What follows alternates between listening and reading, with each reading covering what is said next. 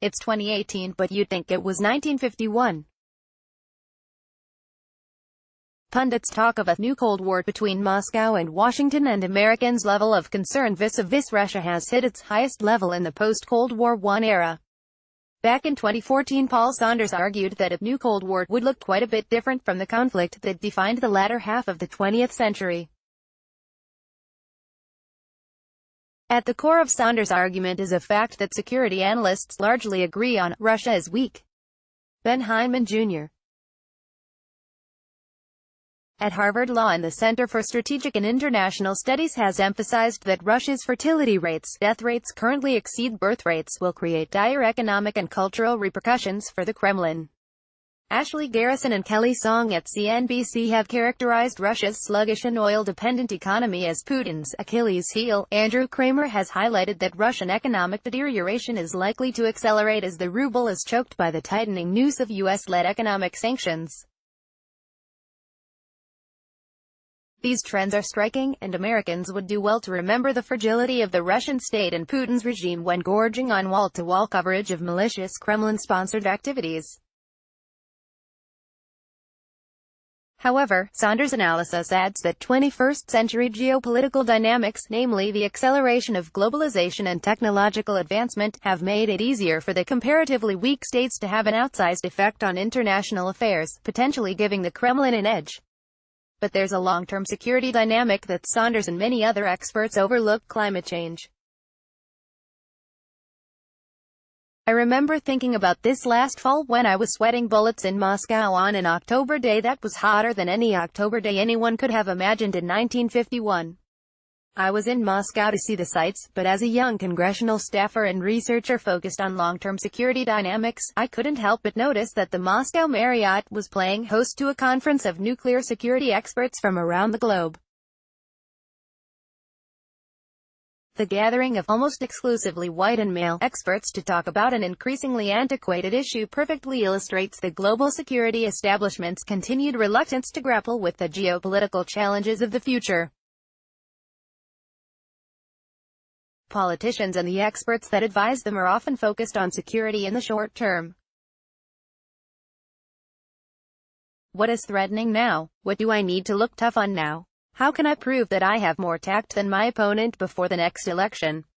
But as a college student, I'm focused on how long-term dynamics will affect me, my kids and my country 50 years down the road.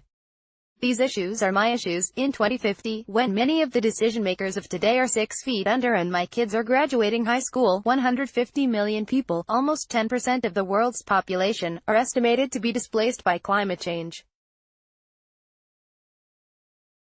The experts in the Moscow Marriott would have been better off talking about the weather and my sweaty forehead.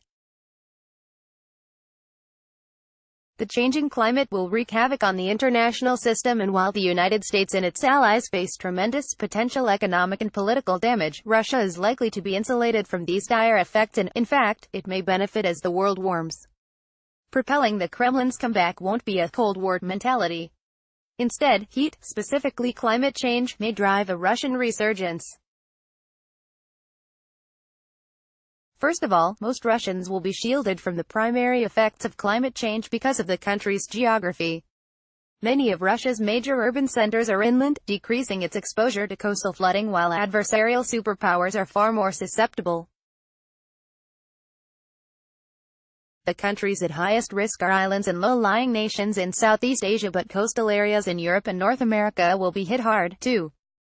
Even a modest 18 inches of sea level rise is estimated to displace 14.2 million people in the United States alone, more than 4% of the current U.S. population. On the other hand, only 1.86 million Russians are expected to be displaced under the same conditions, less than 1.3% of that country's population. Some people would argue that the strength of the American economy will allow Washington to better respond to climate disasters compared to the meager response Moscow will likely be able to muster from its significantly smaller pool of resources. Fair, but Russia may soon have many more resources to work with. The thawing of the Arctic Sea could also create tremendous benefits for the Kremlin. A study by the U.S. Geological Survey estimated that 30% of the world's untapped natural gas and 13% of untapped oil reserves are trapped in the Arctic, right in Putin's backyard. As the ice thaws and research and development improves, the cost needed to extract those materials will shrink significantly and offer a potential economic boom for Russia. In addition, as ice melts in the Arctic Sea, a shipping route from Russia's northern coast to East Asia will develop.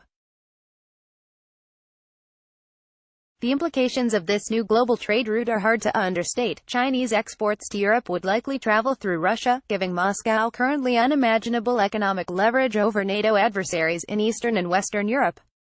The new route could also be a central tool for Russia as it attempts to diversify its ailing economy that has struggled to transition from oil and arms dependence.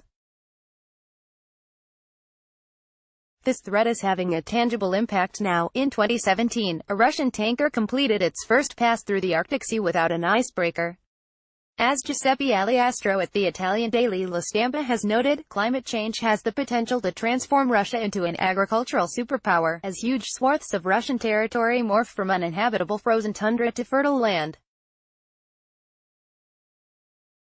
The warming climate could also make Russia a more attractive tourism destination, further aiding the Kremlin in its quest to diversify the domestic economy.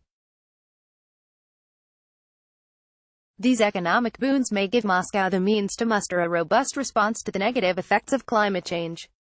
Other analysts who are skeptical of the changing climate's effect on the United States ignore the fact that migration is an instigator of political instability.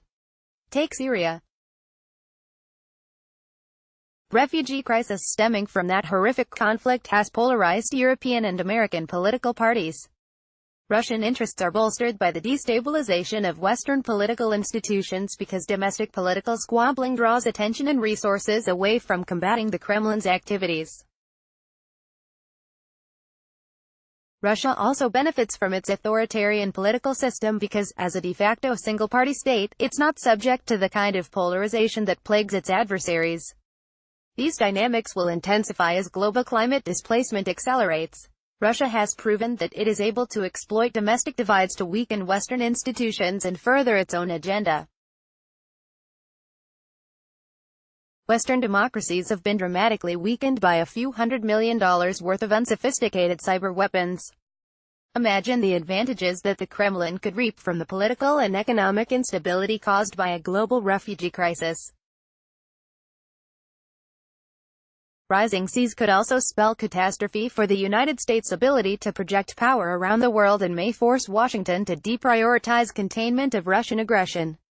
A 2018 Department of Defense analysis found that nearly half of America's more than 3,000 military installations are in danger of significant damage from extreme weather. Rebuilding or relocating those bases would be exorbitantly expensive and domestic spending is already predicted to soar. America's debt-to-GDP ratio is expected to double in the next 30 years and it is already sky-high. Strategists need to accept the reality that the United States is likely to be forced to reduce its military commitments abroad, creating long-term opportunities for Russia. It is possible that the international community will step up to the plate on climate change. But it is very difficult to build the global political capital needed to take meaningful action because of the diffuse, slow-developing, intangible and long-term nature of the problem. Even if world leaders had a kumbaya moment on climate, many of the costs for the world and benefits for the Kremlin are locked in because of the changes that have already occurred.